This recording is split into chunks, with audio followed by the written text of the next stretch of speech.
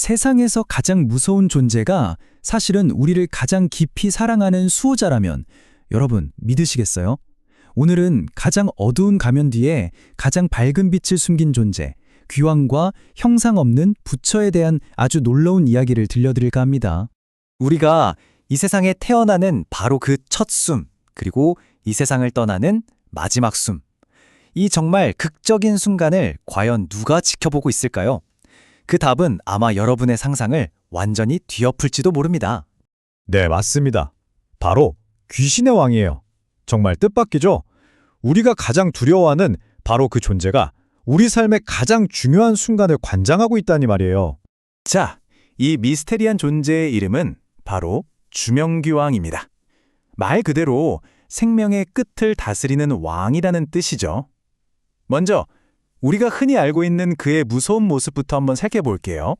그러니까 이름 그대로 생명을 주관하는 귀신의 왕. 이 주명귀왕은요, 저승의 지배자이자 모든 생명의 운명을 결정하는 뭐랄까 절대자처럼 그려지곤 하죠. 거역할 수 없는 공포의 상징. 맞아요. 근데 만약 이 모습이 전부였다면 오늘 이야기는 여기서 그냥 끝났을 거예요. 하지만 부처님께서 밝히신 진실은 이 모든 걸 완전히 뒤집어 버립니다. 부처님께서 직접 이렇게 말씀하셨어요. 와, 정말 충격적이지 않나요? 두려움의 상징인 줄만 알았던 귀신의 왕이 사실은 위대한 보살이었다니. 대체 이게 어떻게 된 일일까요?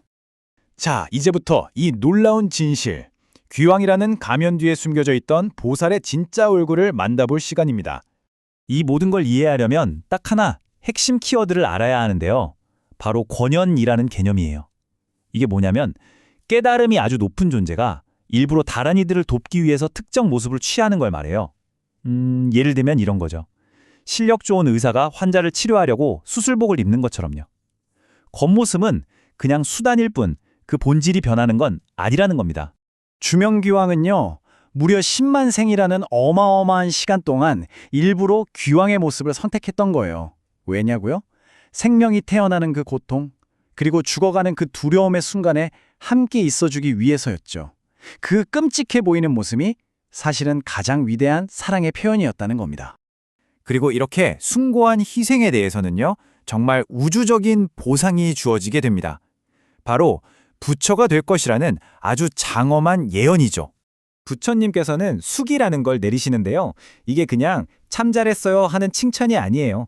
이건 미래에 당신은 반드시 부처가 될 겁니다 하고 확정해주는 약속이자 최고의 찬사거든요. 보통은 정말 높은 경지의 보살들에게만 주어지는 엄청난 영광인데 그 미천의 부인은 귀왕에게 이 수기가 주어졌다는 것, 그 자체만으로도 정말 대단한 사건인 거죠.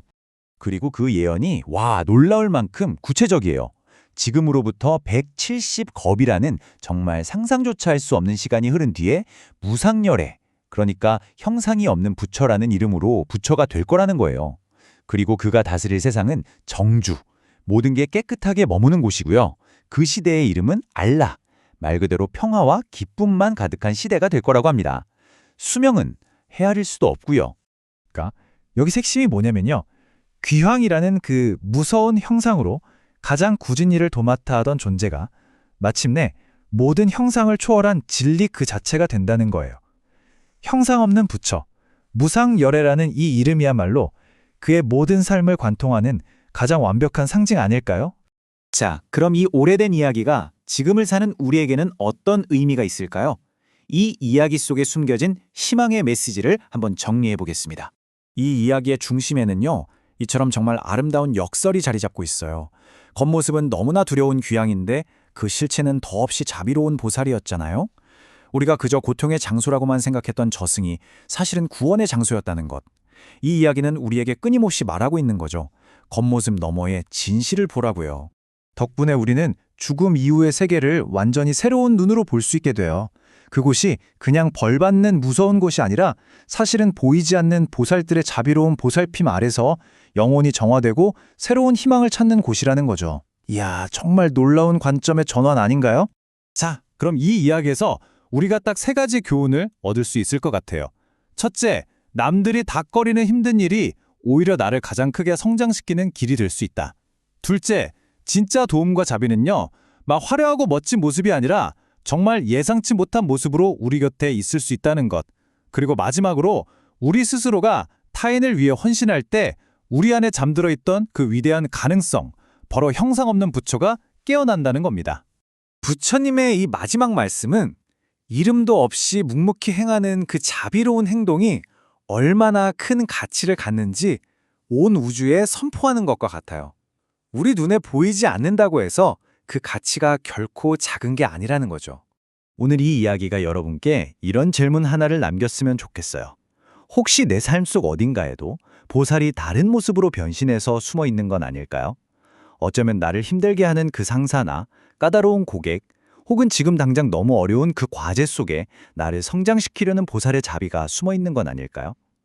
우리 주변의 귀왕에게서 보살을 발견해내는 지혜, 그것이야말로 오늘 이야기가 우리에게 주는 가장 큰 선물이 아닐까 싶습니다.